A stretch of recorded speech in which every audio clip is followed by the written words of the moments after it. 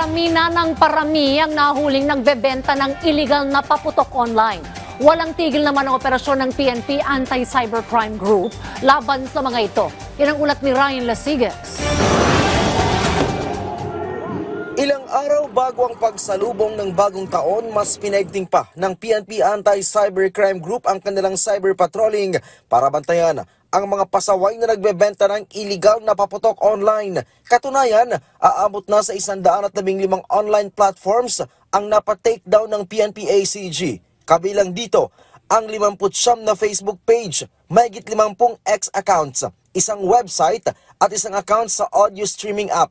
Bukod dito, ay may mahigit 200 na online platforms din ang binabantayan ng PNP ACG. Mula December 6 hanggang 26, 8 operasyon na ang naikasa ng PNP ACG laban sa mga nagbebenta ng paputok online. Sa nasabing mga operasyon, umakyat na sa 10 ang naaresto.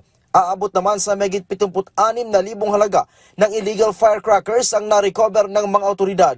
Kasong paglabag sa RA 7183 na nagre-regulate sa pagbebenta, distribution, manufacture at paggamit ng firecrackers at iba pang pyrotechnic devices ang kakaharapin ng mga suspect. Sa lalawigan naman ng Rizal, higit sa 400 pirasong boga na may halagang aabot sa 25,000 piso ang sinira ng mga kapulisan ng Rizal PPO at ng Bureau of Fire Protection. Sabi ni Rizal Police Provincial Director, Police Colonel Felipe Maragon, karamihang mga minor de edad ang nakuhanan nila ng mga boga.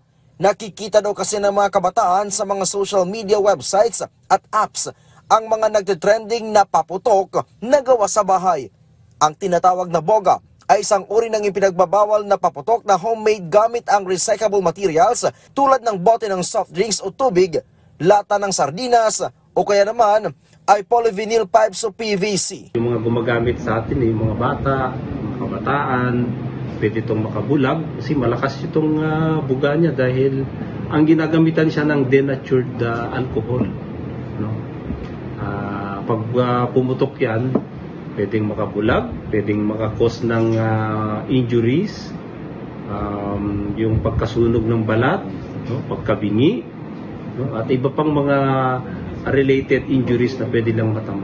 Batay naman sa datos ng DOH, karamihan bata o minor de edad pa rin ang nabibiktima ng illegal na paputok. Paalala ng Health Department, iwasan ang paggamit ng illegal na paputok dahil maaari itong ikamatay kung matindi o malubha ang tama nito.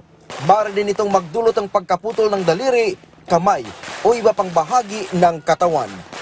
Ryan Lasigues para sa Pambansang TV sa Bagong Pilipinas.